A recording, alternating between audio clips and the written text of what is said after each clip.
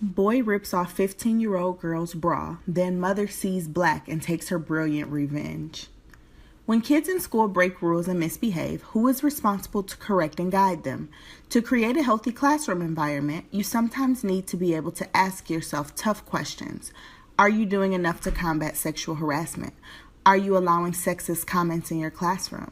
Are you subconsciously giving the boys more rights or privileges than the girls? Such responsibilities are naturally easy to just pass over to school teachers and staff, but naturally, parents have a critical role to play here too.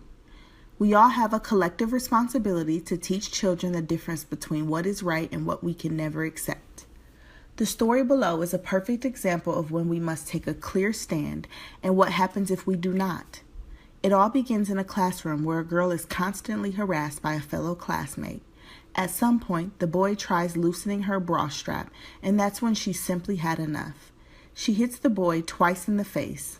The school management then phones the girl's mother, but that's when the story takes a new turn. Here is the story, which Snopes deems unprovable. Despite this, it certainly carries an important message that must be shared.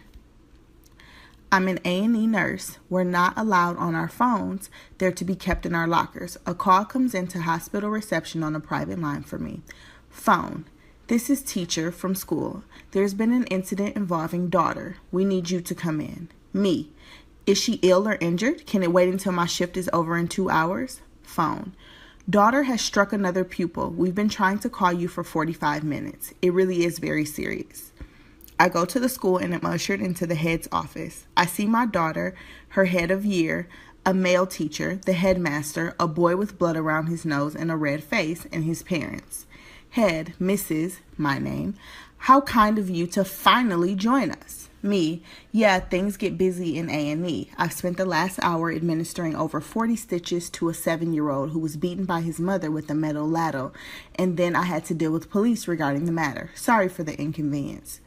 After watching him try to not act embarrassed, he tells me what has happened. The boy had twanged my daughter's bra and she had punched him in the face twice. I got the impression they were more angry with my daughter than the boy. Me. Oh, and you want to know if I'm going to press charges against him for sexually assaulting my daughter and against the school for allowing him to do it? They all get jittery when I mention sexual assault and start speaking at once. Teacher, I don't think it was that serious. Head of year, let's not overreact. Head, I think you're missing the point. The boy's mother then starts crying. I turn to my daughter to find out what happened. Daughter, he kept pinging my bra. I asked him to stop, but he didn't. So I told Mr. Teacher. He told me to ignore it. Boy did it again and undid my bra, so I hit him. Then he stopped. I turned to the teacher. Me, you let him do this? Why didn't you stop him? Come over here and let me touch the front of your trousers. Teacher, what? No. Me, does that seem appropriate to you? Why don't you go and pull on Mrs. Head of Year's bra right now? See how fun it is for her. Or on that boy's mom's bra. Or mine. You think just because they're kids it's fun? Head, Mrs. my name. With all due respect, daughter, still beat another child. Me, no. She defended herself against a sexual attack from another pupil. Look at them. He's nearly 6 feet and 11 or 12 stone. She's 5 feet and 6 stone. He's a foot taller than her and twice as heavy. How many times should she have let him touch her? If the person who was supposed to help and protect her in a classroom couldn't be bothered, what should have been done? He pulled her bra so hard it came undone. The boy's mom is still crying, and his dad looks both angry and embarrassed. The teacher won't make eye contact with me. I look at the headmaster. Me. I'm taking her home. I think the boy has learned his lesson, and I hope nothing like this ever happens again, not only to my daughter, but to any other girl at this school. You won't let him do it to a member of staff, so what makes you think he can do it to a girl of 15 is beyond me. I will be reporting this to the governors, and if you, turning to the boy, ever touch my daughter again, I will have you arrested for sexual assault. Do you understand me? I was so angry I gathered my daughter's things and left. I reported it to the Board of Governors, several of whom I know from church, it's a Catholic school, and was assured it would be strongly dealt with.